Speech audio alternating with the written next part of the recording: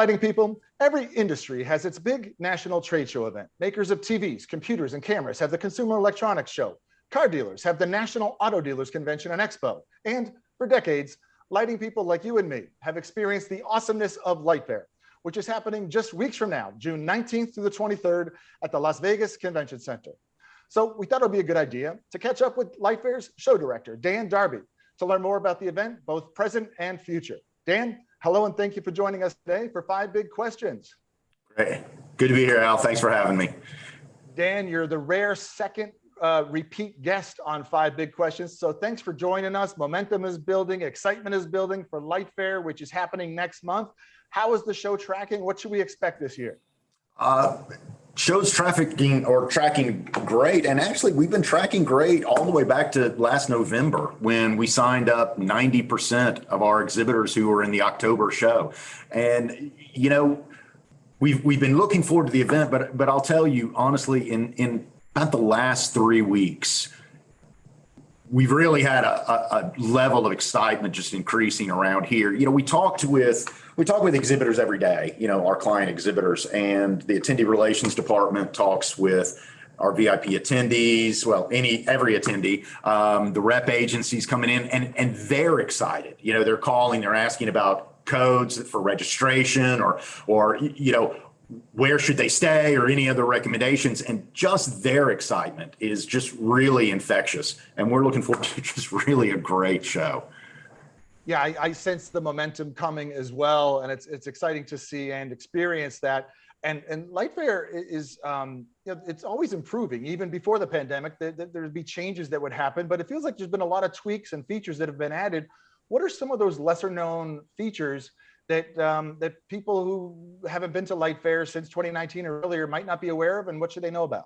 Well, so for those attendees who came in October, they'll know we introduced several things. One of those was the Designery, which is a area within the design pavilion where we focus on design related topics. So free educational sessions actually on the show floor. It was very successful. And as a result of that, we've introduced tech talks in the Smart Pavilion and also introduced outdoor exchange in the outdoor pavilion. So the idea there is really delivering to attendees more of an experience and more efficiency.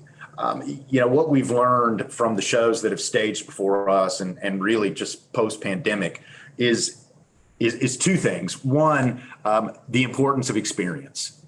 You know, attendees going anywhere want more than just what they've had in the past. They want to see a bigger return for their time. And then the other thing is just how valuable their time is to them. So one of the reasons we've created these on-floor educational opportunities is just more efficiency. Something else that we've introduced this show is our appointment scheduler. And, you know, hopefully people have been reading about that from our blog and from our social media and our press releases. But an attendee can go into the online exhibitor profile, and there's a number of places where they can schedule an appointment with an exhibitor. Every exhibitor has appointments pre-scheduled. We did that on our end. And so when they get to the show, ideally they'll know, okay, these are the key brands I know I need to see, and I've already got appointments scheduled with them. So you know, those are just some of the things that we've rolled out just for this show.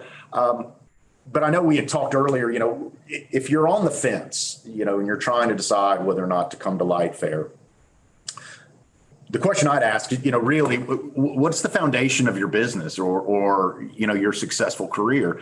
And I would say most people are going to point to professional relationships, you know, those business connections.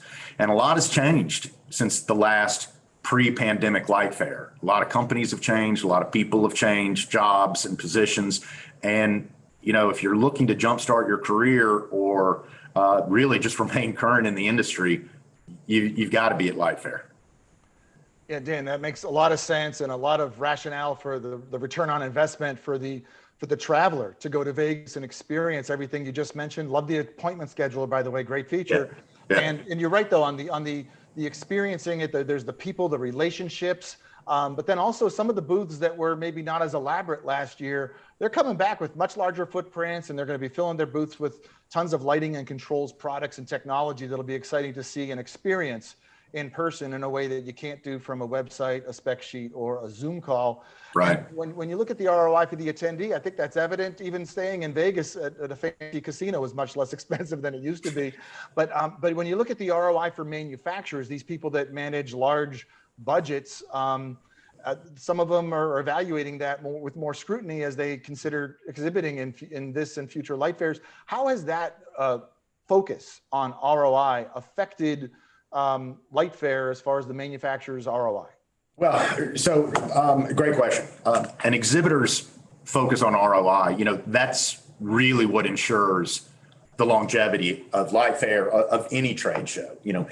Whenever an exhibitor can go into a show and they've predetermined, these are going to be my show goals, and I'm going to market to those goals. I'm going to staff up to those goals. Then we as the show producers, we do our recommendations where we say, hey, make sure you're taking advantage of these free marketing opportunities. You might consider some of these paid sponsorships as well.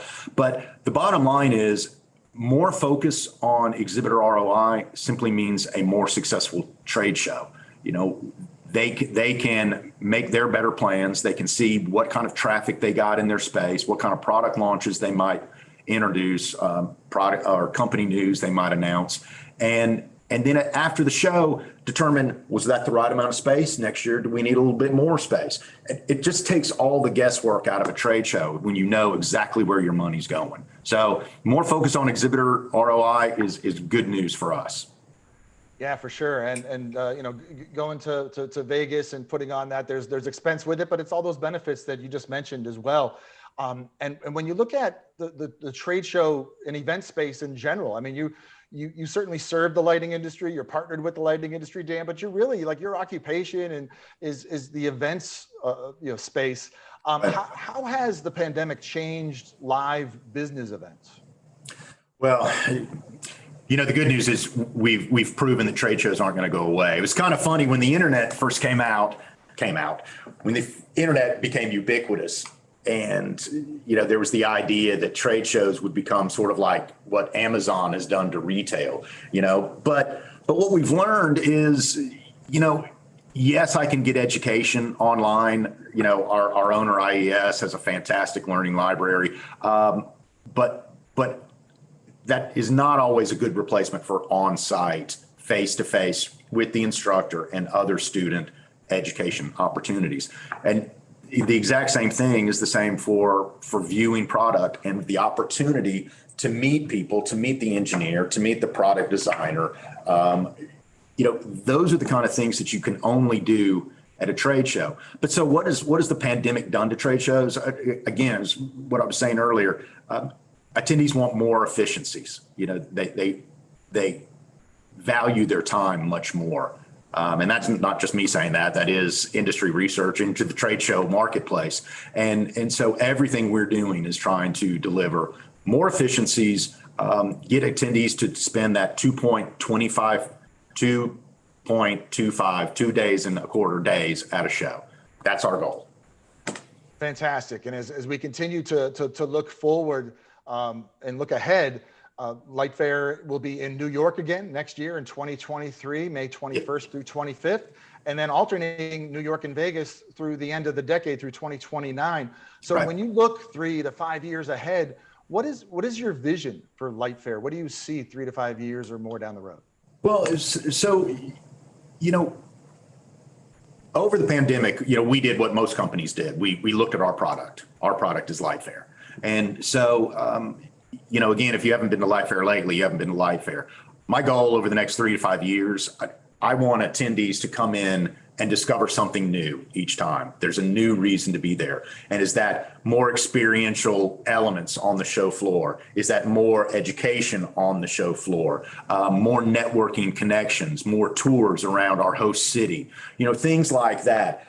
We are also looking at expanding our product category. There are a lot of ancillary products that a lighting designer, that a specifier, an architect requires for every site that they work on. And if those are some of the things that we can introduce into LightFair, so there's just even more efficiency on their time, we're going to do that as well. So the bottom line is, in the next 3 to 5 years, you should continue to see an evolving LightFair. Our show should never be stagnant. It should always change and always evolve, just as the marketplace does. And it should be fun. I mean, there's a reason it's called a trade show. It should be a fun event that people want to go to.